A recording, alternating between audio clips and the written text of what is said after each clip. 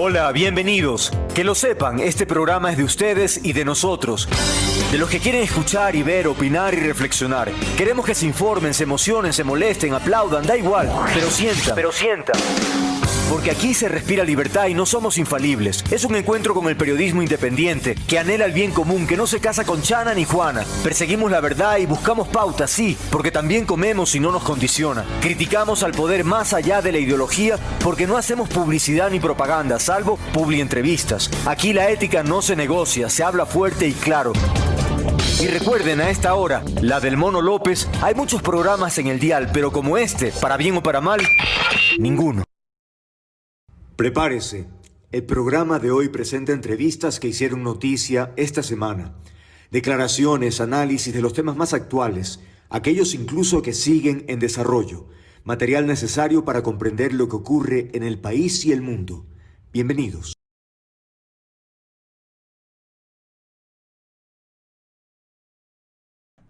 Bien, ahora sí.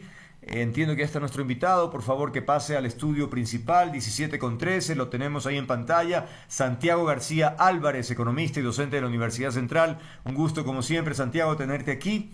Bueno, a ver. Este es el fenómeno, decía, que se está produciendo de hace algún tiempo, pero cada vez es más marcado, ¿no? Es decir, que las transferencias bancarias disminuyen, mejor dicho, aumentan las transferencias, pero disminuye el uso del dinero en efectivo, ¿no? ¿A qué obedece? No sé por dónde empezar. ¿Cómo ves tú el panorama? Bienvenido. Hola Andrés, como siempre, un gusto estar en tu programa con la audiencia. Bueno, vamos por partes. Esto es una tendencia. Upa.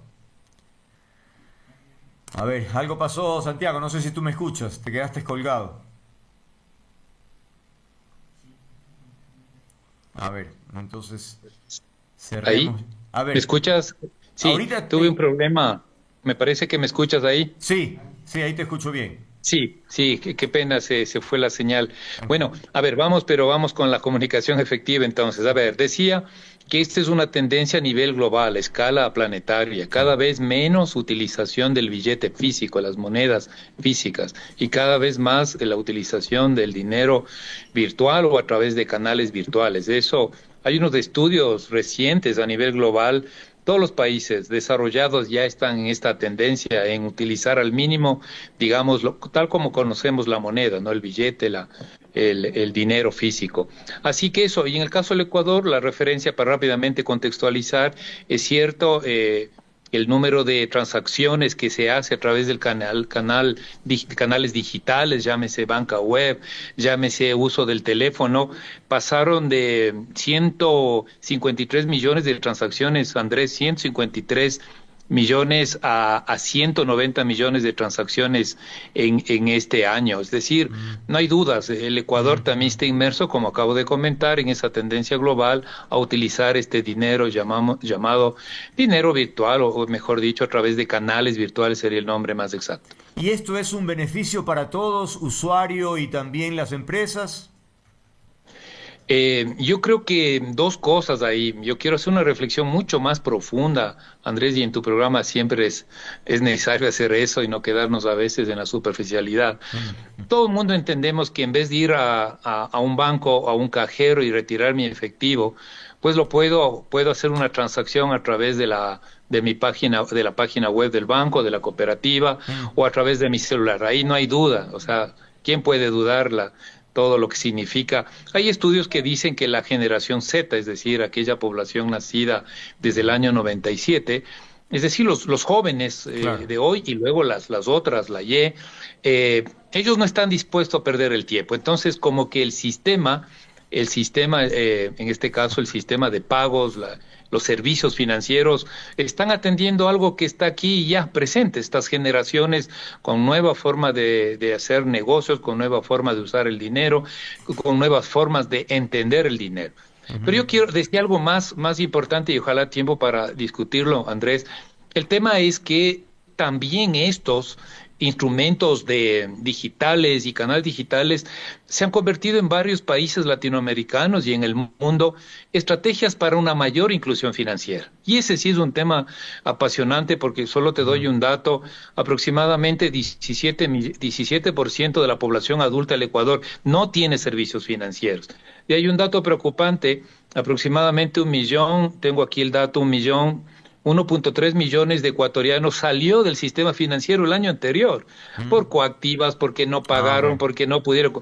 Entonces, el canal o los canales virtuales, los canales digitales, ayuda a esta gente que no está financiarizada, que no está bancarizada, porque es más fácil. Ahí el tema es que hay que educar un poco más, el tema es que hay que dar disponibilidad de servicios de Internet a los hogares ecuatorianos. Y digo yo esto porque puede ser una estrategia muy importante para incorporar a las familias, a las personas, a los jóvenes, a los servicios financieros y por ende al emprendimiento, al negocio, a la vida, a la educación, etcétera. Por eso digo, es más profundo esto y quizás nos falta un largo camino por recorrer. Ahora, en términos sociales, explícame algo, porque me han dicho, por ejemplo, que, digamos, en el sur de Quito o en barrios tal vez un poco más marginales también de cualquier ciudad, es donde más circula el dinero en efectivo. Sin embargo, por otro lado también, si tú vas a algún barrio normal o incluso de clase media baja, vas a una tienda y esa persona tiene su dispositivo para que uno pague de inmediato. Entonces, ¿cómo? Porque uno diría, de pronto no están incorporados, pero hay muchos otros que sí. Sí, por eso yo decía, la temática es más interesante que no termine en esto, ¿no? En el sentido de que, muy bien, entendemos y cada vez se hará transacciones virtuales, de eso no hay duda. Listo, pero ¿qué más hay, no? Yo creo que todavía la población ecuatoriana, al menos un grupo, al no estar bancarizado, es decir, si no estoy bancarizado, me explico, o no estoy...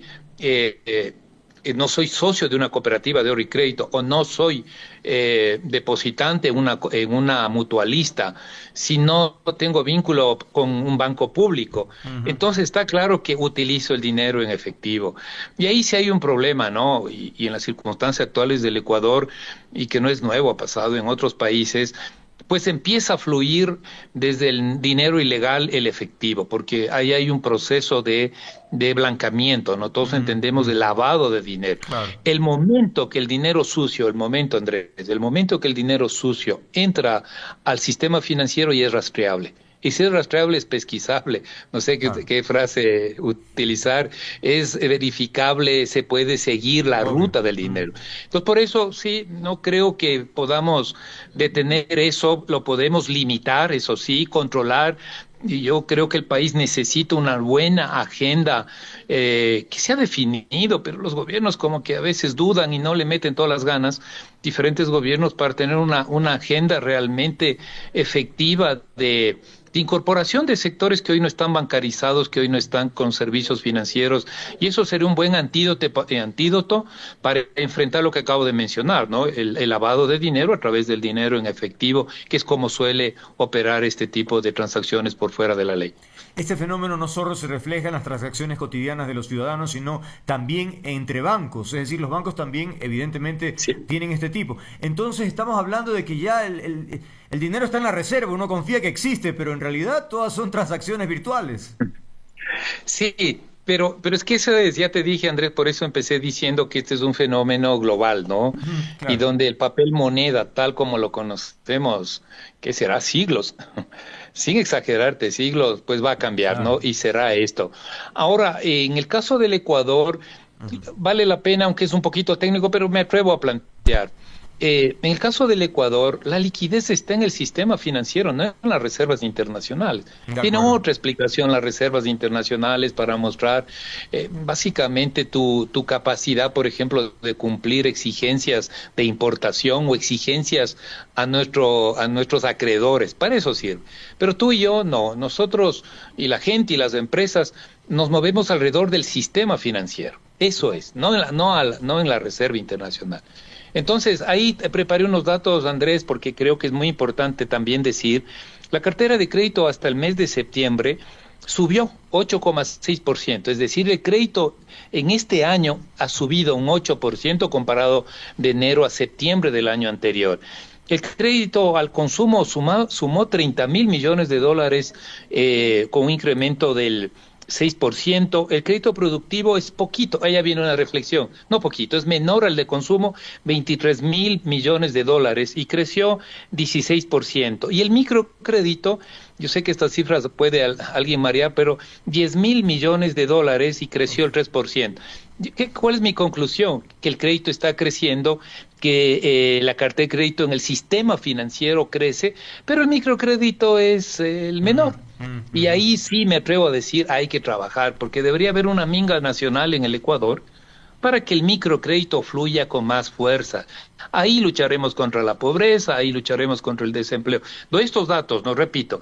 El consumo 30.000 millones, el crédito productivo 23.000 y el microcrédito 10.000. Creo que se entiende ahí las cifras así en grandes números, donde allá me queda la reflexión. Hay que trabajar más de microcrédito, donde está la base productiva, donde está la microempresa, el artesanado, la economía campesina, el emprendedor joven. Entonces, creo que eso vale la reflexión, habrá que trabajar en eso, tenemos que trabajar, por ejemplo, como digo, en la gran minga nacional por el microcrédito que nos permita utilizar más y mejor los recursos disponibles. Te escucho y recuerdo las imágenes de este feriado en donde aparece la alcaldesa de Esmeraldas, puede ser la que entregó Roberta Zambrano, entregando muñecos del presidente, ¿no? Como 2.000 muñecos. Y entonces ahí uno dice, o sea, sinceramente, ¿cuál es el concepto de eso cuando hay necesidades tan elementales e importantes? No es que de verdad estamos en un mundo del populismo brutal. Sí. Yo quisiera que a la señora, me repites el nombre, doña Roberta Zambrano. Fue el nombre. Roberta Zambrano haga un anuncio, sí le corresponde como autoridad, no se asume el concepto de gobierno autónomo descentralizado y diga, mire, vamos a inaugurar 3 nuevas agencias bancarias. Imagínate. Hemos hecho con... Exacto, eso es lo que le va a sacar a la gente la pobreza, no el muñequito. Pero bueno, gaje de nuestros oficios. Ahí no sé si, Andrés, te hago una broma, o necesitamos psicólogo o un sociólogo o politólogo que nos explique bien esto, o un psicólogo, sinceramente, porque no entendemos, o sea. Sí. Pero bueno, ahí está, eso es lo que somos, pero estas cosas son las que uno tiene que debatir, ¿no? Por ejemplo, acabo de decir, vamos a una gran minga de microcrédito, todos a trabajar para que el microcrédito, no a imposición, no a patadas, sino haciendo las cosas bien, para que la base productiva, la base social se beneficie. Para mí hoy es un servicio, igual que tener agua, luz, el servicio financiero, sin eso es muy difícil emprender, muy difícil avanzar en negocios de microempresas. Eso es más importante, ¿no es cierto?, que entregar muñequitos o la publicidad fácil, digamos. Claro, claro. Para mí fue un flashback, para los jóvenes que tal vez no tienen idea, pero en Guayaquil en una época era doña Elsa Bucarán lanzando los regalos desde el balcón del municipio. O sea, más o menos parecido, ¿no? De verdad es una cosa que no logramos, digamos, madurar políticamente, me explico, porque efectivamente lo que tú propones es un bienestar a largo plazo, una calidad de vida, no el bendito muñeco, por favor, que es botar a la basura el dinero. O sea, bueno. Y por ejemplo, en política pública, Andrés, pongamos las cartas sobre la mesa.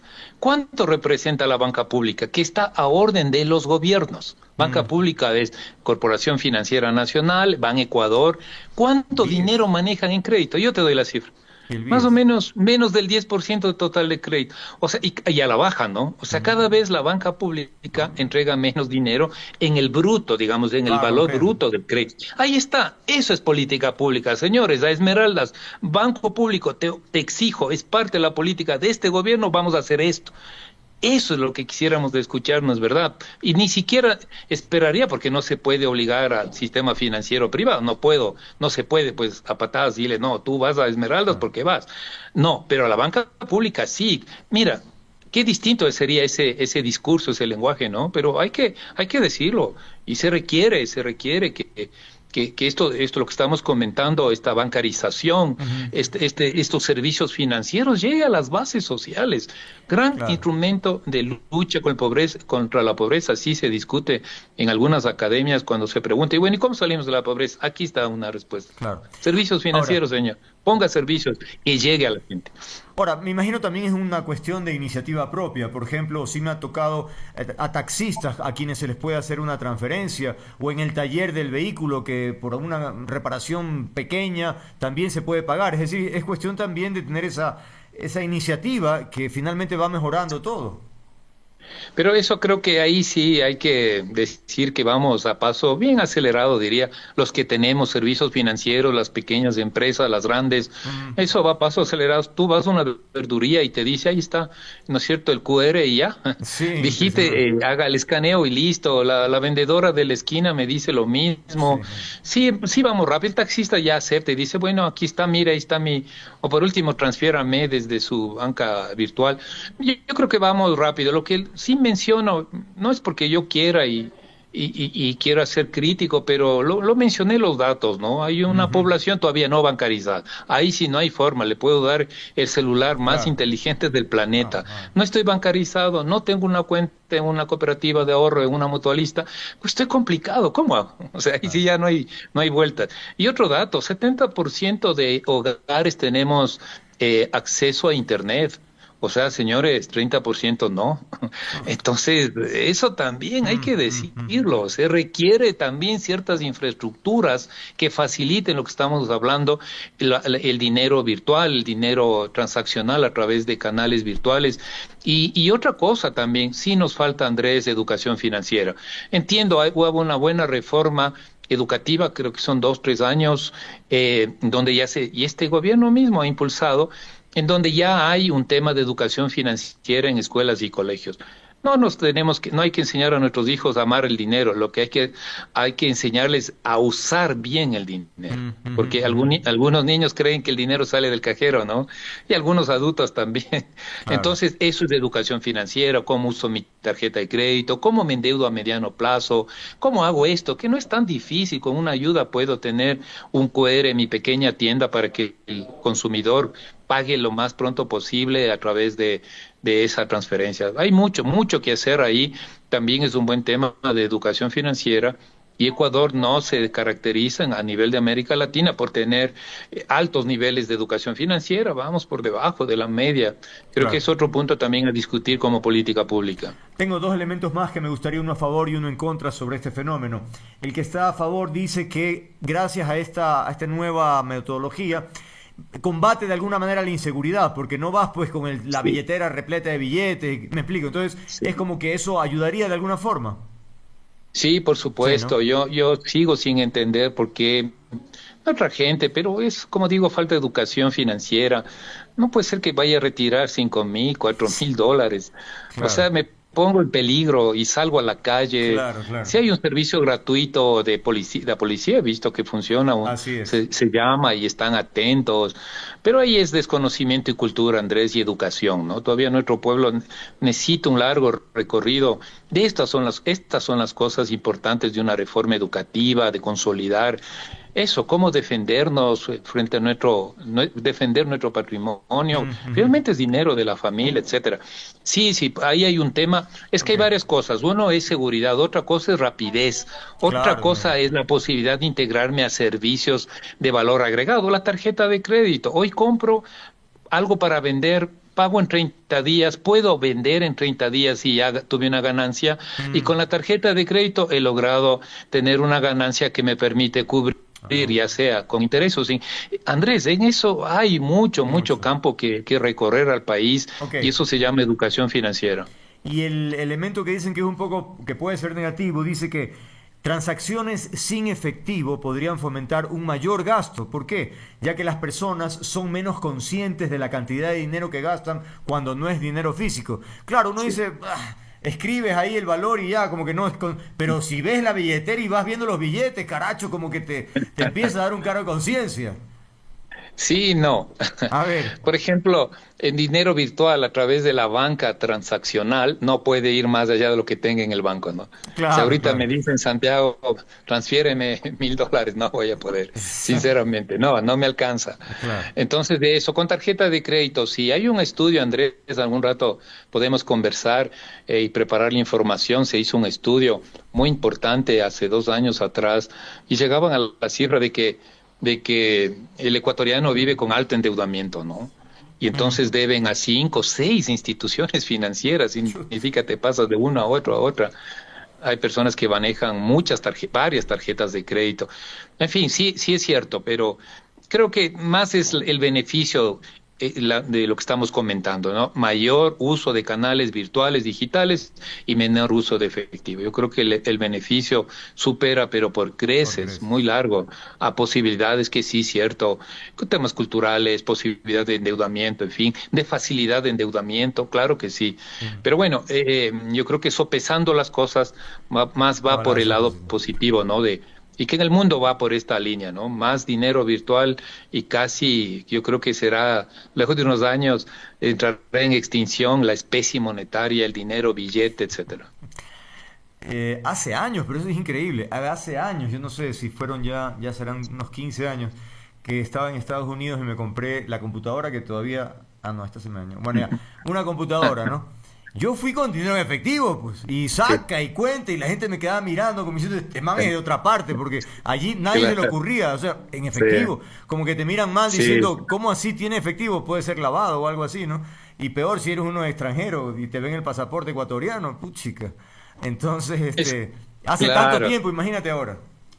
Sí, es que hay que recordar la bancarización en países ricos como Estados Unidos, los países europeos, supera el 97%. Yo mencioné el 80, exactamente tengo el 83% de la población está bancarizada, población adulta. O sea, nos falta 17%, y lo dije, para mí también es una necesidad incorporar a estas familias, a estas personas. Entonces sí, buen punto, ¿no? Claro, acá todavía hay esa cuestión de sacar el efectivo, la billetera y empezar a pagar, pero créeme, cada vez será menor, claro. Hasta que todos podamos utilizar virtuales, pero en eso, reitero, puede ser una buena estrategia para sacar a mucha gente de la pobreza, facilitar el servicio financiero que hoy se vuelve para mi modo de ver, una necesidad vital, ¿no? Ya no se puede estar fuera de este sistema de canales virtuales. Señor García, te agradezco mucho, como siempre, las informaciones están actualizadas, con datos, en fin, y pues nada, hay que apuntar a ese porcentaje, 17% de personas que no están bancarizadas, que sin duda requieren de esa asistencia del Estado. Santiago García, economista y docente de la Universidad Central, aquí en estudios, que tenga, bueno, no en estudios, virtual también, que tengas una buena tarde, gracias. Gracias, Andrés, un saludo a todos. Igualmente. 17:34, vamos a la pausa, ya venimos.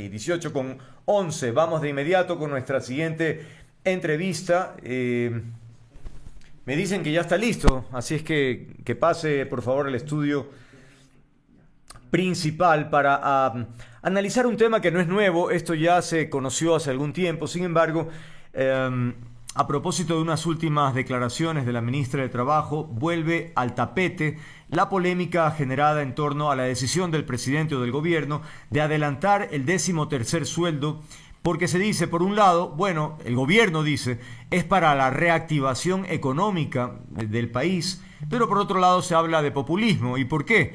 Porque resulta que se tiene que pagar el 14 de noviembre, es decir, 2 días antes de ir a las urnas. Qué curioso, ¿no? Pero bueno, de eso vamos a hablar con nuestro invitado, Raúl Ledesma, exministro de Trabajo. Empecemos por el concepto, Raúl. Sabemos que los antecedentes de este 13º tienen en función, el concepto era ayudar al trabajador a propósito de aprovechar los gastos, mejor dicho, las fiestas y por lo tanto darle una mano, ¿no? Entonces la idea es que sea en diciembre. Se la pasa ahora a noviembre. Me pregunto si un mes va a variar algo. Es decir, ¿realmente crees que va por el tema de la reactivación económica? ¿Tendría un impacto concreto? Bienvenido. Bueno, primero, ¿se me escucha bien? Prueba de sonido. Sí, correcto. un saludo a todos los oyentes y por supuesto a todos los televidentes de tu tan prestigioso e importante programa, estimado Andrés. Gracias. Contestando a la pregunta, en esto hay que ser muy preciso. De hecho, el 13º se paga obligatoriamente, se debe pagar, salvo excepción, mensualmente, no en diciembre. Se paga hasta el mes de diciembre y el Código de Trabajo ordena pagar mensualmente el proporcional correspondiente, con excepción de que el trabajador pida que se le acumule hasta un determinado mes, esto es, hasta máximo el mes de diciembre, mes pago. Comprendo. Entonces, en realidad, técnicamente se puede pagar cualquier mes, de hecho se debería pagar mes a mes, y la decisión del gobierno pudiera responder, digamos, a motivaciones políticas, a motivaciones financieras, a distintas cosas. Finalmente, no podremos sino especular. Lo cierto es que normativamente sí cumple con la norma, es decir, se paga hasta diciembre en cualquiera de los meses hasta diciembre. Ok, pero el argumento del gobierno tiene que ver con la dinamización de la economía. ¿Consideras que tiene peso ese argumento? Es decir, yo creo que obviamente en el mes de noviembre va a haber un gasto adicional porque va a haber un valor en el sector público, salvo que algunos privados también decidan hacer el pago en noviembre, más allá de que normalmente el sector privado tiene hecho ya su business plan anual y sus flujos anuales financieros. Entonces, probablemente el sector privado en su gran mayoría siga pagando hasta el mes de diciembre. Pero sin duda que en el sector público, que son casi 500.000 trabajadores, si es que todos recibiesen ese valor en el mes de noviembre, sin duda en noviembre va a haber un flujo adicional de dinero que no existiría normalmente. Claro. El mes de noviembre se va a reactivar. Ahora, la pregunta es si eso va a durar al mes de diciembre. Definitivamente no. Igual eso se va a gastar en un mes y ojalá que tengan la previsión para no gastarlo, digamos, en gasto corriente y no luego lleguemos a diciembre y no tengan cómo pasar las fiestas digamos, dignamente. A fines del mes anterior, la ministra Núñez dijo que 83 empresas del país ya se han sumado voluntariamente para pagar el 10º anticipado, refiriéndose a la empresa privada. Pero si hablamos de 83 empresas, parecería un fracaso teniendo en cuenta que las empresas activas privadas en el país supera el 1.000.000 de empresas. Sí, lo que pasa es que, como digo, yo creo que, y esto sin el ánimo de simpatizar o tener una animadversión hacia ningún gobierno en particular. Yo la conozco a la ministra, de hecho hoy día estuvimos firmando un contrato colectivo, le tengo respeto en su calidad de jueza, por supuesto, creo que no todas las decisiones que se han tomado son convenientes para la empleabilidad, pero esto ya es un tema de visiones y de puntos de vista. Sin embargo, yo lo que creo es que, y no lo creo, lo sé como abogado del sector privado en un 70-30, también defendemos trabajadores, pero lo que sí sé es que hay una planificación financiera anual, que es muy difícil de cambiar de un mes a otro. ¿Por qué? Porque los flujos dependen del nivel de ventas, del nivel de exportaciones, del nivel de servicios. Entonces, no es como que decir, ya, ok, ya no pago acá, pago acá. Eso para el sector público es más sencillo porque el sector público siempre llega a diciembre sin plata. Siempre. O sea, no hay diciembre que el sector público tenga plata. Probablemente tiene algo más de dinero que en diciembre. Entonces, pero el sector privado tiene una programación financiera establecida que es muy difícil de reformar de un mes a otro. Y ahí insisto entonces con la pregunta que hice al inicio, me parece. O sea, ¿cuál es el interés? ¿Cuál es si esto finalmente estamos hablando de 30 días, ¿qué diferencia puede hacer 30 días? No es, insisto, la parte populista en el sentido de decir, recuérdenme, el 14 van a recibir su chequecito. Bueno, tenemos una consulta a puertas, que es en noviembre, y por supuesto que hay movimientos políticos que no siendo ilegales o antiéticos, porque puede ser cuestionable, pero no es en absoluto ilegal, es un movimiento político que lo que busca es, todos conocemos también que las consultas populares son plebiscitos, básicamente son plebiscitos de la popularidad de un presidente. Así es. Y bueno, esto es un poco parte de que siempre, antes de una campaña, previo a una consulta, siempre los gobiernos de turno dinamizan su obra pública, dinamizan sus servicios sociales, y esto pudiera bien, no lo sé, pero bien pudiera ser parte de esta oferta plebiscitaria que, más allá de cuestionable o no, es perfectamente entendible, aunque no necesariamente justificable.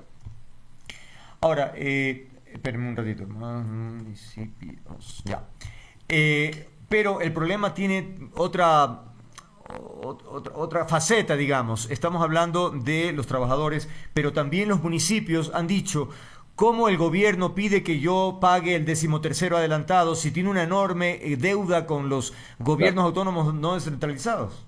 Claro, bueno, eso es algo que este gobierno y los futuros eventualmente, y esto recordemos un poco de dónde nace, porque antes los valores que van a los gobiernos seccionales, el valor fuerte sobre todo es el tema de los impuestos, el valor que se recauda de los impuestos.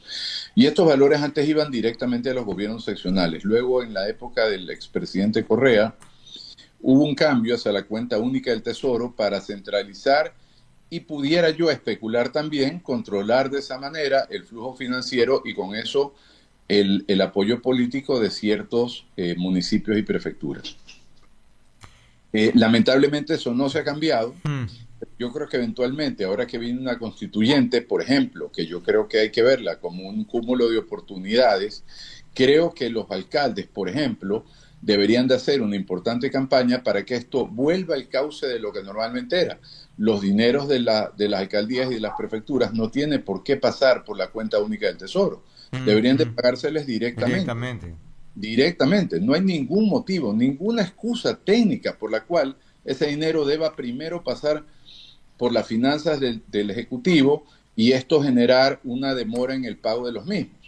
Y la verdad es que siempre va a haber una demora porque obviamente, como es la cuenta única, de esa cuenta salen todos los gastos y el que pueda esperar, al que pueda esperar lo hago esperar, al que no pueda esperar no lo hago esperar.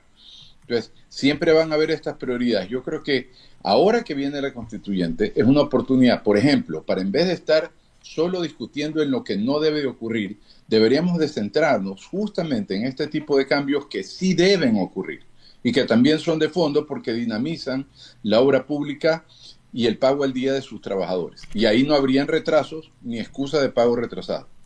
En la entrevista que dio la ministra Núñez también hace pocos días, dijo que Ecuador es el único país en el mundo que mantiene el 13º sueldo y 14º. Esto ya un portal de noticias, de verificación de noticias, dijo que era falso, porque hay varios países, España, Guatemala y no me acuerdo algunos otros, que también tienen la figura. Entonces, ahí viene también otro problema, cómo una funcionaria de tan alto nivel lanza una cosa así que puede ser fácilmente demostrable que no es así. Bueno, quizás falta de información, quiero creer que es eso, porque en otros países no se llama décimo, ¿no? Tiene otro nombre, pero son valores entregados a modo de bonificación para determinados momentos específicos de la vida de un trabajador. Pero sí, son valores adicionales al sueldo que se entregan con distintos valores. Lo que sí hay que tener presente es que, de nuevo, es que yo voy a la base. Los décimos no me parece que debería ser el tema de discusión, porque finalmente los décimos funcionan de dos maneras. La primera manera, digamos, funciona hacia el empresario y es que el ahorro de los décimos, o sea, el no pagar los décimos, por ejemplo, va a golpear directamente en la estructura de costos. Entonces, los servicios y los productos que vende un empresario, en principio deberían de bajar de precio porque su estructura de costos se vería afectada reduciéndola, ¿verdad? Como digan, ya no vas a pagar luz, usted para producir el programa de radio tiene que tener el costo de luz, etcétera, para vender los espacios publicitarios o lo que sea. Esa es la estructura de costos. Entonces, si dentro de esa estructura hay una reducción, debería en principio mi servicio o mi producto bajar de precio, lo cual sabemos no va a ocurrir. Y el segundo impacto es hacia los trabajadores, que es un valor que reciben en sus bolsillos y que dinamiza su economía circular, digamos la economía circular local. Entonces yo creo que, ¿qué es lo que buscamos? ¿Qué es lo que buscaría cualquier gobierno, este o cualquier otro, eliminando estos valores? Que sea menos costoso para los empresarios, yo diría, pudiese ser siempre que se traduzca ese ahorro hacia el consumidor final, porque los que pagamos los décimos somos los consumidores finales. Los que pagamos los décimos no son el empresario. Digamos, técnicamente hablando, al fin del día pagamos todos. Entonces, Y por otro lado, ¿se va a generar más empleabilidad por eso? Tampoco. La empleabilidad no se genera porque cueste menos o porque cueste más. La empleabilidad se genera siempre que haya más circulante en el medio, siempre que haya más dinero para invertir, poner un negocio, y eso requiere que se ocupen puestos de trabajo. Entonces, me parece a mí que es importante en el Ecuador enfocarse en los temas de fondo de cara a una asamblea constituyente. Por ejemplo, en la administración patronal, que es un tema que elimina de su puesto de trabajo a miles de trabajadores al año. Trabajadores de 20 años, que para durar 20 años hay que ser buen trabajador, no se puede ser un trabajador ni siquiera mediocre. Claro. Y antes de cumplir 20, se ven, entre comillas, no quiero decir forzados, pero se ven presionados los empresarios a terminar la relación por el costo que implica la jubilación patronal. Habrán visiones de aquello, pero que eso es un tema que definitivamente hay que tocar, porque hay 2 jubilaciones en el Ecuador, y allí sé que es uno de los pocos países en Latinoamérica que tiene 2 jubilaciones, pues eso habría que allí sí repensar para que no voten a trabajadores al año 20. El tema de las utilidades, la participación de utilidades de los trabajadores. Así como los trabajadores no participan cuando a la empresa le va mal, no devuelven dinero y no tendrían por qué hacerlo, porque para eso tienen un sueldo y un contrato, pues no entiendo por qué también deberían participar en lo que les va bien. Claro. Entonces, un poco de justicia, digamos, ¿no? O sea, hagamos una... Pero esos son temas reales de fondo, ojo. Entonces, enfrascarnos en el tema de si quitar un $400 del 14º va a generar más empleo, yo pensaría que definitivamente no. O sea, más bien enfoquémonos en lo que sí genera, en lo que sí va a generar más empleo. Y anoto el tema porque me parece súper importante que efectivamente se lo deja a un lado o que resulta medio tabú, pero la jubilación patronal efectivamente es un tema muy importante a considerar. Le doy otro ejemplo, rapidito, porque esto no es nada de ser mago. Así como en el área tributaria, aduanera, hay un régimen de internación temporal que genera beneficios para aquellos productos que son para exportación y que ingresan como materias primas para ser trabajadas y procesadas y luego exportadas. Pero no quiero decir que pase lo mismo en laboral, lo que quiero decir es que hay un régimen especial. ¿Por qué no? Ahora que es la Constitución, proponer desde la norma constitucional, desde el marco constitucional, un régimen especial de vinculación y de desvinculación, y no hablo del contrato por horas, hablo sobre todo de desvinculación, que cuando yo inicio un nuevo negocio, así sea un puesto de hot dogs, yo tengo mi punto de equilibrio, yo tengo que vender mi invento $1,000, $2,000. Entonces, mientras yo no llego a ese punto de equilibrio, los trabajadores no entran a un régimen de contratación indefinido. ¿Por qué? Porque si me va bien, maravilla. Paso el punto de quiebre que está regulado por el Ministerio de Trabajo o el Ministerio de Producción, habrá que ver. Paso eso y los trabajadores entran al régimen regular de contratación. Pero si por desgracia yo no llego a eso y es más quiebro, imagínense, yo invierto mi dinero, creo en el Ecuador a pesar de todas las dificultades, invierto mi dinero, me endeudo y sin embargo lamentablemente me va mal y además de que pierdo todo, tengo que endeudarme más para pagar las indemnizaciones por despido. Entonces, esas son las cosas. Yo para eso guardo mi platita en la cama y no me arriesgo. Entonces, tengo un incentivo para arriesgarme, me arriesgo y invierto. Eso es lo que tenemos que ver en el marco del tema laboral en el Ecuador y no seguir discutiendo que si retroactivo, que si no retroactivo. Más bien hay que ver un poco hacia adelante, porque nosotros tenemos los últimos 10 años o más, saquemos un momento el lapsus del COVID. Tenemos más o menos 70-30, la misma porcentaje de empleabilidad y desempleabilidad en términos generales. 3 empleos más o menos buenos y 70% malos empleos o no empleo. Y esa curva no ha variado en la última década, en absoluto. Se ha mantenido más o menos igual. La pregunta es, si no hacemos nada distinto, y esto no hay que ser mago, las cosas van a seguir igual. No lo hemos hecho bien, también me incluye el gobierno en el que yo estuve y mi propia gestión. No lo terminamos de hacer bien. Y entonces, ¿será que debemos de intentar hacer otras cosas para que la curva cambie? Porque no lo hemos hecho bien en la última década. Y si seguimos haciendo lo mismo, no lo vamos a hacer bien en la siguiente década. Entonces ya es momento de intentar cosas distintas para que esa curva de empleabilidad se revierta en ese 70-30, pero a favor de los trabajadores. Muy bien, creo que queda claro el panorama en términos de la coyuntura que tiene que ver con este adelanto del 13º y también este último tema que se ha incorporado y que me parece que tiene elementos muy profundos que sin duda serán motivo de otro panel, tal vez en algún momento, para analizarlo. Gracias por ahora a Raúl Ledesma, ex ministro de Trabajo, hablando para este programa, y que tengas una buena noche. Gracias. Igualmente, buenas noches.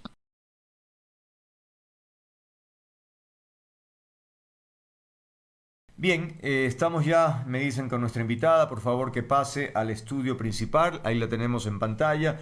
Carla Álvarez, decíamos, investigadora del IAEN, especialista en seguridad. Bueno, la secretaria de Estados Unidos, la secretaria de Seguridad de los Estados Unidos, Kristi Noem, ha recorrido Manta y también Salinas. Estuvo en la base de la FAE allí en Salinas y allí...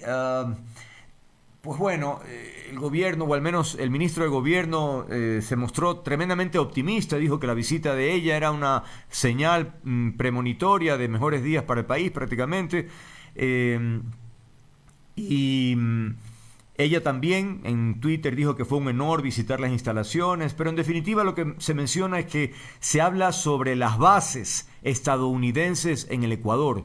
Entonces, no sé si empezar por ahí. Estamos hablando, porque inicialmente se dijo era una base, reemplazando a la de Manta cuando fue. Ahora son bases, pero también hay otra figura, no sé si es base militar exactamente o es una base en función de una oficina de temas que tienen que ver con seguridad. Aclárenos un tanto. Gracias, Carla, por estar aquí. Bienvenida. Hola Andrés, buenas tardes. Un saludo a toda tu audiencia y bueno, a ver, Empecemos por el las, número. ¿Serán bases? ¿Será una? ¿Cómo sabemos eso? Habrá que esperar a que nos digan.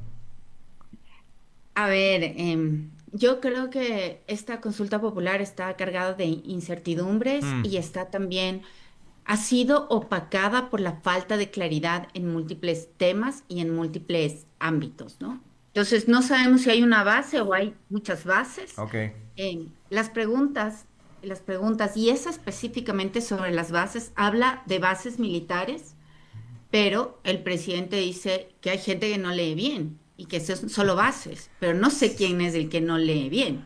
Sí, me Claro. explico. ¿Y qué es lo que debemos seguir? ¿Lo que él dice o lo que está escrito y lo que va a estar escrito en la papeleta? Hay ahí unas contradicciones, hay, como digo, esta opacidad. Pensaría yo, intuiría que podría ser una base militar, pero estoy siguiendo Especulando. como mi intuición Mm. y un poco la lógica de los análisis que llevo adelante. En este sentido, creería que es una base militar que debería estar ubicada en la costa del Pacífico ecuatoriano. ¿Por qué? Nosotros entendemos que hay un interés del gobierno norteamericano en retomar la presencia en Ecuador, Así en la es. costa ecuatoriana, por lo menos desde el 2019. Mm. En el 2019, el ministro Jarrín ya permitió que existan, que hayan sobrevuelos de los aviones Orión P-4 para poder controlar supuestamente el narcotráfico, ¿sí? Después de esto, nosotros ya tenemos los acuerdos con el gobierno, en el gobierno del presidente Lazo para sobrevuelos y para control marítimo, para control del espacio aéreo, y tenemos los acuerdos SOFA, que son estos acuerdos del Estatuto de las Fuerzas que lo que hacían es declarar esta suerte de inmunidad para el personal militar y diplomático de los Estados Unidos en el Ecuador, que esto es como la puerta o el mecanismo de entrada para tener cooperación en un Ok. país, Ujú. porque el país lo que hace es comprometerse a no judicializar o a no hacer reclamos por el comportamiento de sus militares y de sus diplomáticos en el país. Entonces nosotros progresivamente, muy de a poco, digamos, a cuentagotas, lo que hemos ido haciendo es abrir la puerta a esa cooperación norteamericana. Esta cooperación y esta intención de cooperar con el Ecuador por parte de los Estados Unidos tampoco sale de la nada, sino que coincide con la construcción del puerto de Chancay en En Perú. Perú, claro. Y la construcción del puerto de Chancay llama la atención primero porque es el puerto más relevante de toda la Gigante. costa pacífica del continente americano. Pero además es un puerto que se conoce como un puerto de doble uso. ¿Qué significa esto? Que tiene finalidad comercial, pero que también puede ser usado con fines militares, ¿vale? Esto significa que la posibilidad de que China utilice con fines militares y comerciales estas instalaciones es como muy grande, y China, a diferencia de los Estados Unidos, tiene una estrategia de construir puertos en lugar de bases militares, y los Estados Unidos han ido retrayendo, es decir, reduciendo el número de bases militares y la extensión o el tamaño de las bases que tienen en el mundo. El punto es que, y con esto cierro, Sí. Andrés, permíteme un segundo. Sí, sí. El punto es que teniendo China el control de la costa pacífica de América del Sur, Estados Unidos necesitaba tener un puesto de control que le permita ver qué es lo que hace China, porque tiene este puerto de doble uso. Y ahí recobra interés la localización y la ubicación en territorio o en mar territorial ecuatoriano. Una estrategia geopolítica, sin duda, ¿no? A propósito de estarse vigilando, es increíble. Pero bueno, ahora, lo que genera un tanto de confusión, y no sé si nos puedas aclarar aquello, porque se habla de la instalación de bases del Departamento de Homeland Security. Entonces, ¿exactamente de qué se trata? Este Homeland Security es como bases militares o, insisto, oficinas para trabajar temas de seguridad. A ver, primero, la pregunta habla de bases militares. Y el momento que tú rayes en tu papeleta, vas a pronunciarte sobre bases militares. Ah, perfecto, No vas a claro. poder decir, no, el presidente dijo una vez en una radio que... No, eso no se puede decir. Claro. Uno va y raya bases militares. ¿Sí? Entonces, no hay más discusión. Si el presidente se confundió o él mismo no leyó bien, es una cosa desorientadora. Sin Claro. embargo, la pregunta dice claramente bases militares. Ahora, las bases en el mundo, como decía, han tenido una contracción. Empieza esta estrategia de tener bases militares, como en todos los países del mundo, a inicios de la Guerra Fría. Es decir, en la lógica de competencia geopolítica con Rusia. Y estas bases militares, a medida que las tensiones con Rusia se disminuyeron, y cuando la Unión Soviética dejó de serlo y empezamos a hablar de una Rusia ya capitalista, las bases militares se contrajeron, las bases militares norteamericanas. Pero, claro, ¿por qué se contrajeron? Porque ya no había el peligro de esta amenaza, ya no estábamos en una condición de bipolaridad, pero además eran excesivamente costosas. Me explico. Entonces empezaron a hacer unas estaciones que son como se llaman lily pads, que son unas estaciones mucho más pequeñas, que no son una gran base militar. Esto significa que estos lily pads lo que hacían es ser unas instalaciones de bajo presupuesto, pero que te permitían acceder a un territorio, y eran como una estación de paso para poder acceder a territorios, lugares o intereses estratégicos en el mundo. Y estos lily pads se han proliferado porque son menos costosos, te permiten controlar territorio, y bueno, esto es como súper conveniente en términos presupuestarios, pero en términos geopolíticos y militares también. En Ecuador, la forma de cooperación que nosotros hemos tenido con los Estados Unidos nos hace pensar que nosotros mismos como territorio podríamos ser un lily pad. Es decir, los Estados Unidos podían tener uso de las Islas Galápagos, estaban haciendo monitoreo marítimo, control aéreo, tenían este acuerdo SOFA, es decir, ya tenían suficiente, una entrada suficiente, aun cuando la Constitución prohibía las bases militares, encontró la manera de operar desde territorio ecuatoriano al margen de lo que decía la Constitución. Y esto tuvo tranquilo un tiempo el gobierno de los Estados Unidos. Incluso llegaron a decir durante el gobierno del presidente Lazo que no iban a establecer una base militar en el Ecuador, que no había interés. ese no era el interés, ¿vale? No Pero de recuerdo. repente hay un cambio. Claro. Y este cambio coincide también con los momentos electorales y con los apoyos del gobierno norteamericano hacia ciertos gobiernos latinoamericanos. Ahora, Entonces, dime. perdón que te interrumpa, porque si no me das toda una clase definitivamente.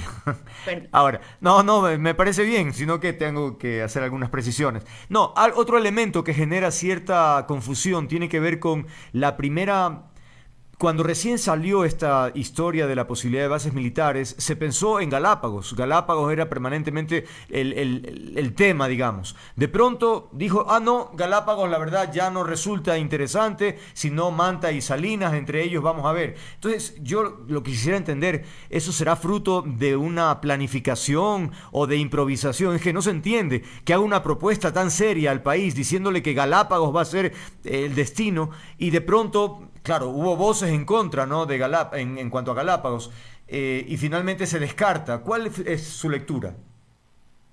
A ver, el punto es que Galápagos es el punto geoestratégico que permite la mayor visibilidad Obvio. de todo el océano Pacífico. Es decir, tú puedes ver, si estás instalado en Galápagos, puedes ver Para Hawái, el otro puedes lado, ver claro. como las islas, las que están cerca de Australia y Oceanía, bueno, puedes, y llegas al Asia.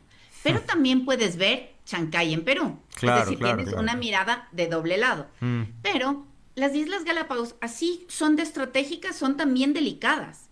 Y los Estados Unidos ya tuvieron una historia de abuso, de uso y abuso de estas islas, que empezó a salir a flote y que empezó a estar desempolvada por académicos, historiadores, defensores del ambiente, economistas, etcétera. Organismos Incluso hay un libro. internacionales. Sí, incluso hay un libro que ha salido a circulación en estos últimos días que habla justamente de esta ocupación y de la irresponsabilidad que hubo en el manejo y en el cuidado de este ecosistema tan delicado. Ujú, ujú. Y lo mismo pasó en Salinas. Yo no sé si tú o la audiencia de este programa ha estado alguna vez en la chocolatera, Uf, en Salinas, pero cuando desafiado. estás en la chocolatera y te asomas y cuando está la marea baja, te asomas, tú todavía puedes ver los archivadores de la base militar que estuvo en Salinas. Es decir, que cuando se fueron, hubo determinados enseres que fueron arrojados al mar sin tener el suficiente cuidado. Entonces, tú ves que hay vestigios de esa presencia militar y en el Ecuador, y claro, lo delicado que es Galápagos, pudo haber generado un cambio en la decisión de dónde ubicar la base. Entonces, así como es estratégico Galápagos, si bien retroceder en que la base esté ahí y ponerla en Manta, definitivamente Manta o Salinas te da como una visión estratégica, porque además la Chocolatera y Salinas son el punto más saliente de la costa pacífica, esto lo conocemos, pero también es ventajoso tener una posición de monitoreo y de control en ese punto, aunque no sea tan beneficioso como Galápagos. En todo caso, me parece que aquí hay una decisión que va midiendo la temperatura de la opinión pública y que va adecuando las respuestas en función de las reacciones o de las posibles reacciones del electorado, y me parece que eso, en todo caso, aumenta o contribuye a la opacidad y es poco transparente. Otro elemento que provoca cierta incertidumbre o confusión. ¿Las bases para qué son? ¿Son para combatir el crimen organizado, la guerra entre pandillas, o estamos hablando del tráfico internacional de drogas? Es decir, porque una cosa era tenerla en Galápagos, que era efectivamente también la visibilidad que tú decías, o el control del mar, en fin. Pero ahora si está en el continente, en definitiva, ¿para qué va a servir? A ver, hay que entender que toda cooperación se da con los intereses, que no necesariamente son los mismos intereses entre el cooperante y el receptor de cooperación. Ok. Cuando hablamos de cooperación con los Estados Unidos generalmente buscan la garantía de su interés nacional y ellos lo tienen clarísimo.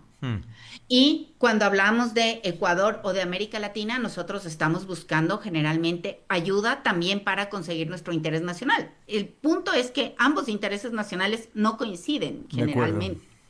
Entonces, para los Estados Unidos, lo importante de tener una base, una estación pequeña, un puesto de control o de visibilidad, lo importante es tener una ventaja geopolítica sobre su nuevo rival o sobre la nueva potencia contendiente que es China, que además ha demostrado una presencia grande y contundente en un lugar donde Estados Unidos ha perdido visibilidad. ¿sí? Para el Ecuador, la cooperación significa buscar ayuda para controlar la pesca ilegal, controlar el narcotráfico, sobre todo, y otras actividades criminales. El punto aquí es cómo se va a negociar para que se cumplan el interés del cooperante y el interés del receptor. Ujú. Ese es el punto neurálgico y súper estratégico, porque claro, si cedemos algo y si damos algo de nuestro territorio como nuestra posición ventajosa, podríamos recibir algo a cambio también, y Ujú. eso debería ayudarnos como a conseguir nuestro interés nacional en Ujú. términos de crimen organizado. Claro. Los términos de esa negociación no están claros y nadie ha hablado de ellos. Entonces, digo, este es otro punto que me Mm. parece que contribuye a la opacidad de esta pregunta. En todo caso, claro, vamos a hablar el día de hoy sobre el contenido de las campañas, es decir, si nos están explicando con argumentos o con emociones que vote sí o que vote no.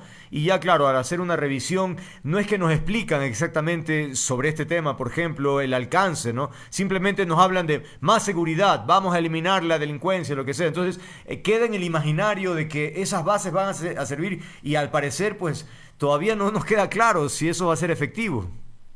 Claro, nos queda en el imaginario de, va a venir la potencia más Claro. grande del mundo a Sí. ayudarnos a combatir a combatir el crimen y a reducir esta terrible violencia que estamos viviendo. Ujú. Ese es el mensaje. Pero claro, cuando uno raspa un poquito y empieza a ver los argumentos, decimos, hubo lo mismo, la misma visita durante la misma visita oficial que ocurrió en este momento, hubo durante la elección presidencial. Y tuvimos nada más y nada menos que al mercenario Eric Prince. Claro. Y también se vendió la idea de que de que su presencia iba a traducirse en cooperación. Incluso hubo apresamientos durante este momento. Hubo como una puesta en escena que mostraba que el brazo más duro e implacable de la primera potencia militar mundial iba a estar con nosotros. Pero se fue Eric Prince después de cobrar una cifra que no sabemos, y las cosas simple y sencillamente han vuelto a lo que es, a lo que fueron. Nunca hubo un cambio. Y ahora viene una funcionaria oficial y dice dónde va a poner una base militar, pero aún así no tenemos garantía de dónde va a estar esa Claro, base, claro. cómo va a funcionar o cuáles van a ser los acuerdos que vamos a tener. Entonces, hay una duda, yo tengo una tremenda duda de la gestión política de este gobierno por el cumplimiento, por la falta de cumplimiento de sus promesas, por la falta de claridad de los acuerdos que vamos a tener y de qué vamos a comprometer con el país. Entonces me genera muchísima incertidumbre esta pregunta y las otras también. Debo ya concluir. Le pregunto, ¿se anima a decirnos cómo votaría en esta pregunta el próximo 16? Mi revisión histórica, la revisión de cómo ha venido la historia, la revisión de el número de bases militares en el mundo, el número de bases militares en América Latina, los indicadores de criminalidad en América Latina, que somos el segundo continente con mayor criminalidad en el mundo y con mayor violencia. Em, me muestran que los resultados no han sido positivos. En parte es porque los gobiernos latinoamericanos no han tenido buenas negociaciones, eso no hay como negar, y en parte también porque a veces hemos cedido más de lo que hemos recibido, y yo me voy a pronunciar en esa pregunta con un no. No creo que una cooperación que tiene tanta opacidad en la mitad nos dé resultados positivos. Muchas gracias por la información y también por su frontalidad con argumentos, que es lo más importante, y así nuestros seguidores sin duda tendrán mayores elementos para elaborar su propio criterio a la hora de ir a las urnas el próximo 16 de noviembre. Muchas gracias. Ha sido Carla Álvarez, investigadora de IAEN, especialista en seguridad. Que tenga una buena tarde, noche, y cuídese esa tos, caramba, jengibre, ¿no? Muchas gracias, chao, y un saludo a todas y todos. Hasta luego, gracias, igualmente. 17:35, tiempo de pausa, ya venimos.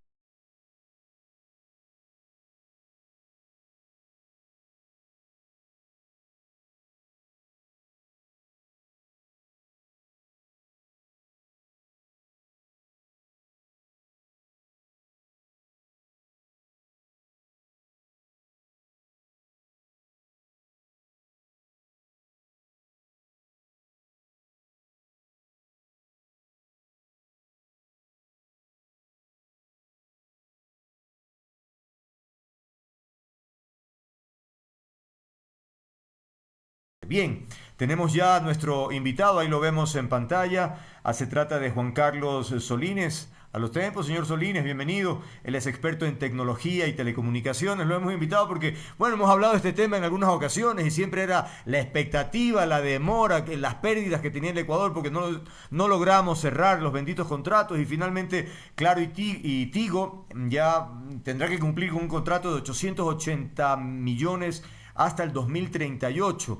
En principio la cifra, aunque es alta, a mí me parece baja, pero no sé, yo no soy experto ni mucho menos.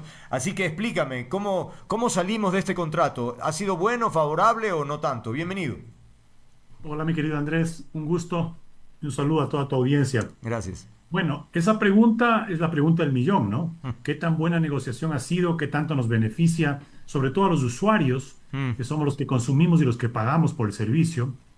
Y la respuesta no es simple, porque en primera instancia yo te diría, depende. ¿Depende de qué? Depende de contrastar lo que se recibe de dinero con las cláusulas contractuales que no se conocen todavía en detalle. Okay. Este proceso de negociación ha estado marcado por la opacidad, por la falta de información. Recordarás las veces que hemos hablado de esto, Andrés, que se empezó muy tarde de manera irresponsable en el gobierno anterior de Lasso. Se dejó esto para última hora, cuando estos contratos debían haberse empezado a negociar por lo menos 3 años antes del vencimiento, por lo menos. Entonces, claro, se empezó 9 meses antes de que venzan, y claro, el plazo fue absolutamente insuficiente. Pero aparte de que fue insuficiente y tuvieron que hacerse como 9 prórrogas, cosa que también desde el punto de vista jurídico es discutible. Yo tengo mis serias dudas de la legalidad de esas prórrogas. Pero en todo caso, esas prórrogas se dieron y la consecuencia ha sido que hemos estado casi 2 años. Bueno, con la una operadora, con Movistar, hemos estado más de 2 años. Y con Claro, ahora en noviembre se cumplirían 2 años de vigencia del contrato antiguo que venció hace 2 años. Pero, perdón que interrumpa, pero ¿cómo es eso? Es decir, si concluye, ¿en qué condiciones siguen operando? Es decir, con el anterior, y ahora tendrán que recuperar aquello, ¿o qué? Exactamente, con el anterior. Y entonces, ¿qué implica eso o qué significa eso para el país y para los usuarios? Claro. Que hemos estado 2 años con cláusulas antiguas de hace 17 años, cuando podíamos haber estado ya 2 años con cláusulas que se ajusten a la realidad actual, claro, que nos beneficien a los usuarios, obviamente con una negociación adecuada, ¿no? Y sin embargo, estamos recién anunciando como país que se han firmado los contratos. De todas formas, este anuncio, aunque sea con 2 años de retraso, es un alivio para el país. Obvio. Es un alivio, claro, porque ya finalmente sabemos que los contratos se renuevan y que van las operadoras a seguir. En este caso, incluso la venta de Movistar se produjo condicionada a que se firmen los contratos. Por lo tanto, la compra de Millicom a Telefónica de España dependía de esta firma que llega 2 años tarde. Increíble. Ahora, algo que realmente es preocupante, algo que tú decías hace un momento, porque también lo mencioné en el tema de seguridad y también lo mencionamos en el tema de medicina, que es la reserva de la información. Es decir, queremos saber detalles, por ejemplo, de algunos tópicos que tienen que ver con el tema de las bases, por ejemplo. No, es reservado. Ni se diga de las negociaciones en términos de salud. El señor Lama guarda reservas sobre su situación de aparente conflicto de interés. Es decir, todo es reserva en este gobierno. Realmente desespera, porque no podemos trabajar en función de información, sino que son o silencio total del gobierno y tenemos que ajustarnos de alguna manera. Exacto, exacto. Y yo creo que los gobiernos en general, no solamente sino todos los gobiernos en general, deberían utilizar esos recursos que ahora utilizan en propaganda para promocionar ciertos temas o para promocionar figuras. Deberían utilizarlo en informar a la ciudadanía. No puede ser posible que en el siglo XXI, con todas las herramientas tecnológicas que hay, el ciudadano pueda opinar quién gana en un concurso de reality o Yo Me Llamo o qué sé yo. Claro. Y no puede opinar ni conocer los grandes temas nacionales. Entonces, yo pienso que ahora que en esta firma, este contrato, se habla de pasos importantes que se han dado, por ejemplo, para reducir la brecha digital y para generar un entorno digital a través de la educación, un entorno digital más apto y más acorde a los tiempos. Pienso que ahora este proceso constituyente también puede ser una buena oportunidad para incorporar conceptos modernos, lo que se llama el constitucionalismo digital, ¿no? El transhumanismo, que son justamente las nuevas tendencias que a través de la tecnología buscan mejorar los espacios de participación ciudadana, de participación democrática en la toma de decisiones, que buscan mejorar las condiciones de vida, la longevidad de las personas, la calidad de vida, la alimentación. Es decir, que hay un enfoque aprovechando de este proceso constituyente medio forzado en el que estamos entrando, pero al menos que nos sirva para tratar estos temas a propósito de la firma de este contrato, ¿no? Porque se dice que se busca mejorar la inserción digital del ciudadano a través de la telefonía móvil, pero si no hay políticas claras en todo el entorno digital, poco o nada se va a lograr. En una entrevista tú mencionabas que si bien el tema del dinero es importante, pero es insuficiente, y mencionas que hay que conocer, por ejemplo, el tema de las condiciones impuestas, obligaciones de cobertura en zonas rurales, estándares de calidad, plazos para nuevas tecnologías y tarifas accesibles. ¿Cómo vamos a saber esa información y cuándo? Bueno, a propósito de lo que tú decías de estas famosas reservas de la información por temas sensibles o qué sé yo puedo entender, y de hecho la LOTAIP, la Ley Orgánica de Transparencia y Acceso a la Información Pública, establece ciertos parámetros para, catalogar como reservada la información. Okay. Pero cuando se trata de servicios públicos, como el de telecomunicaciones, de un sector estratégico, como también es telecomunicaciones, y de un servicio que lo utiliza prácticamente el 100% de los ecuatorianos, tenemos derecho a saber las condiciones exactas en las que se negoció el contrato, más allá del valor, porque tú preguntabas qué tan bueno es ese valor que se recauda. El anuncio escueto que ha hecho el gobierno, porque ha sido muy escueto, habla de 800 y pico de millones por adelantado, y a lo largo de la concesión alrededor de 1.500 millones. La cifra puede ser mucha o poca, dependiendo de qué otras contraprestaciones se le exigen el contrato. Porque hay países, como yo te decía alguna vez, Andrés, que ni siquiera cobran por el uso del espectro y por la explotación del servicio. Es decir, lo concesionan y lo que piden en retribución, lo que piden a cambio, es calidad del servicio, tarifas bajas, cobertura e infraestructura en zonas deprimidas, en zonas rurales, en carreteras, que son igual contraprestaciones que da el concesionario, pero que van directo en beneficio del usuario y no a las arcas del Estado. Entonces, ¿de qué me sirve a mí que paguen 100, 500 o 1.000 millones las operadoras si esa plata que pagan la van a recuperar a través de las tarifas que me cobran a mí? No es que la regalan al Estado. Están pagando por explotar un servicio. Y ese monto que le pagan, tienen que internalizarlo en su modelo y tienen que recuperarlo. ¿No es cierto? Claro. Entonces, paguen 100, paguen 500 o paguen 1.000, lo van a recuperar. ¿Recuperar a través de qué? De las tarifas que me cobran. Entonces, para mí no es tan importante cuánto recibe el Estado para gastar en burocracia o en gasto corriente, Comprendo. sino cuánto me va a beneficiar a mí como usuario en modernización de tecnología, en cobertura de carreteras, en calidad del servicio, en tarifas. Eso me interesa a mí. Claro, de eso se mencionaba, ¿no? Que el anuncio coyuntural habla del despliegue del 5G y más de 600 sitios de mejora y ampliación con 4G y techos tarifarios a la baja. Pero dices, hay vacíos, que es lo que tú mencionabas hace un momento, ¿no? Esos vacíos en cuanto a el porcentaje de territorio y según su cobertura y todos estos otros elementos. ¿Y cuándo podríamos conocer? Es decir, el trabajo, me imagino, la infraestructura demanda tiempo, ¿no? ¿Cuánto debe transcurrir como para empezar a ver cambios en la calidad de la comunicación?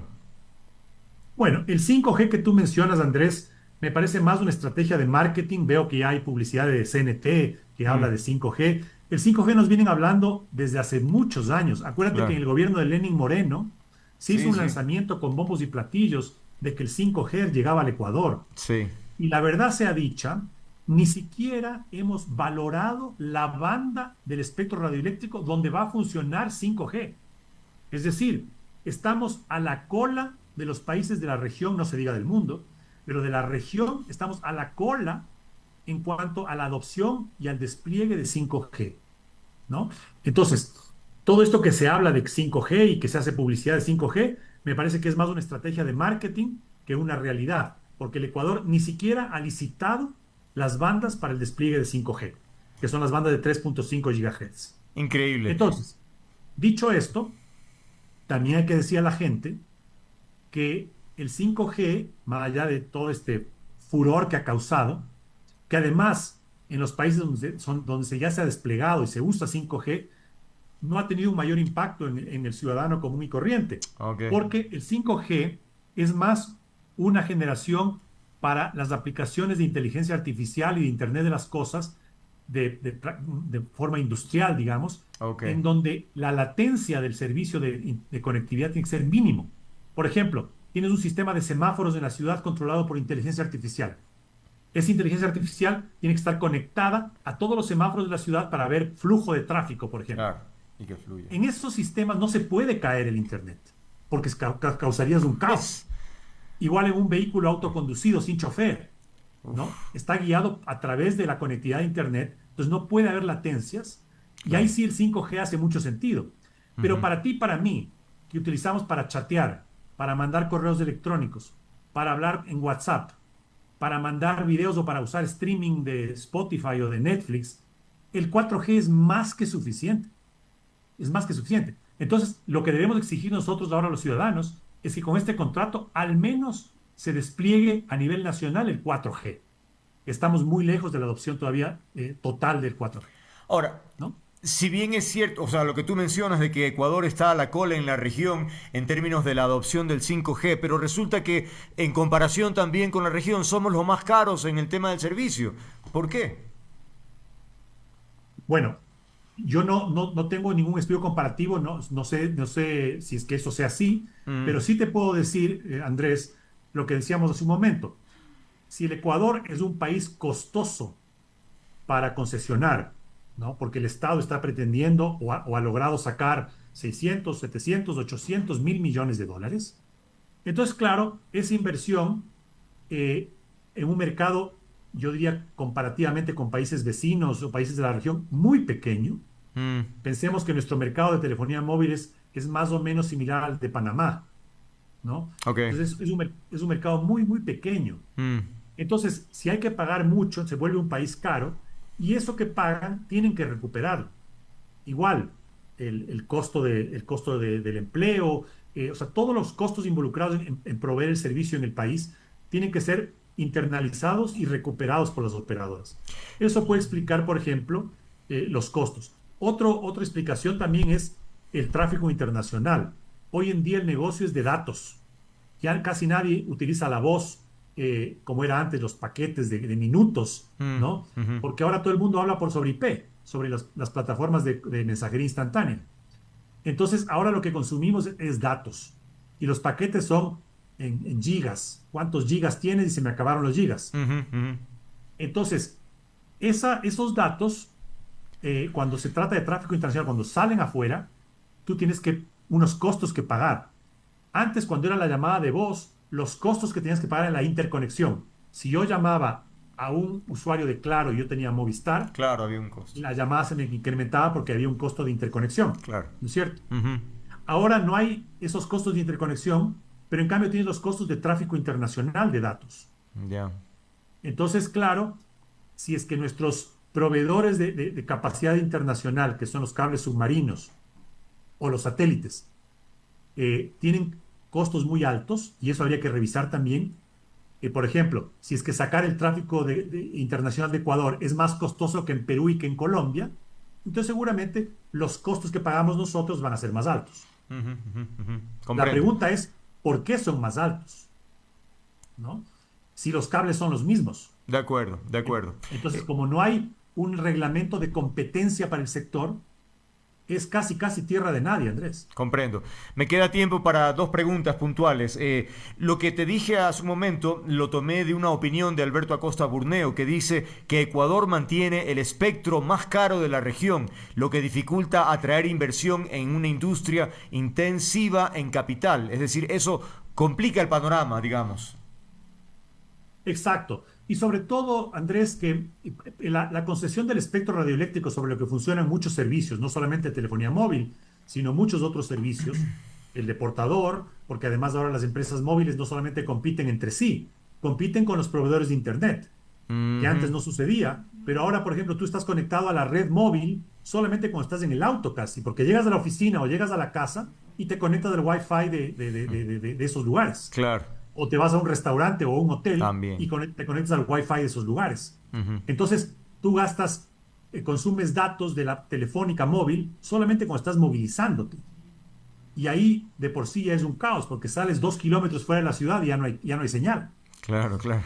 Entonces, como ha cambiado todo este negocio, yo pienso que hace falta que se replantee un tema regulatorio que nos haga más competitivos. Entonces, si no tienes un plan de frecuencias moderno, no solamente saque a licitar las frecuencias para 5G, sino que revea los costos de las otras frecuencias para radio, para televisión, para proveedores de Internet, entonces estás dejando de ser competitivo. Habría que ver, no sé cuál sea la referencia que haya utilizado Alberto Acosta para llegar a esa conclusión, pero estoy seguro que estamos muy lejos de ser eficientes en la explotación y en la administración del espectro radioeléctrico. Claro, claro, claro. Comprendo. Bueno, el tiempo se me fue. La última inquietud tenía que ver con... Tú hace un momento hablabas de que va cambiando el negocio. La pregunta es, ¿y tú estás cambiando tus teléfonos o sigues con la costumbre de mantenerte con el más antiguo de los ejemplares? ¿Te refieres a mi BlackBerry? Claro, al BlackBerry. Famoso era el BlackBerry.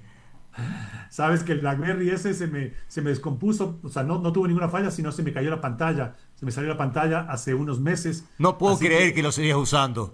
Lo seguía utilizando, claro, y sin problemas. Porque es un tema también, o sea, más allá de la anécdota, es un tema también preocupante, ¿no? Hoy en día los usuarios creen que hay que cambiar de teléfono cada 8 meses o cada que sale un nuevo modelo de iPhone. Absurdo. Yo tengo mi teléfono aquí, el Samsung A31, que me costó $199 y lo comencé a utilizar en pandemia.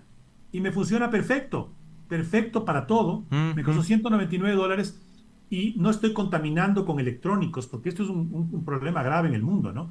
Entonces yo creo que la adopción de tecnología tiene que ser inteligente, pero tiene que ser consciente también, ¿no? Entonces, si tienes un teléfono inteligente que soporta 4G, que soporta incluso 5G, que funciona bien, no tienes por qué estar cambiando cada 9 meses o cada año.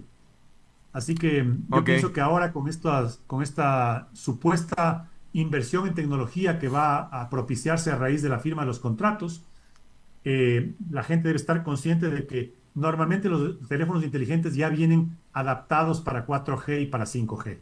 Ok. Bueno, ahora sí. Y la última, la del estribo. ¿Es cierto que andas medio cabizbajo con el último resultado del Quito? Esa es una pregunta capciosa. No cabizbajo, pero triste porque el equipo de mis amores... Sí eres. Eso quería confirmar. Sí, no, claro. Yo soy hincha del Quito hasta la muerte. Caramba. Entonces, chuta, golpe fuerte, ¿no? Fue golpe fuerte el del viernes. Y bueno, tenemos que seguir luchando por volver a la serie estelar. Hicieron mérito sin duda, pero bueno, como dicen normalmente, así es el fútbol, ¿no? Así que habrá que tener paciencia y seguirle dando para que finalmente logre recuperar ese espacio que tuvo tan protagónico en el fútbol nacional. Juan Carlos, muchas gracias, como siempre, un gusto tenerte en el programa. Esperé 40 años para verle campeón, así que esperaré lo que sea necesario para volverle a ver surgir. Esa es, esa es la actitud. Muchas gracias, Juan Carlos, que estés bien. Chao, Andrés, que pases bien. 18:34, es que así es el fútbol, toca, hermano, es decir, evidentemente si uno pudiese planificar y que todas las ideas coincidan con lo que uno planifica, pues qué maravilla, ¿no?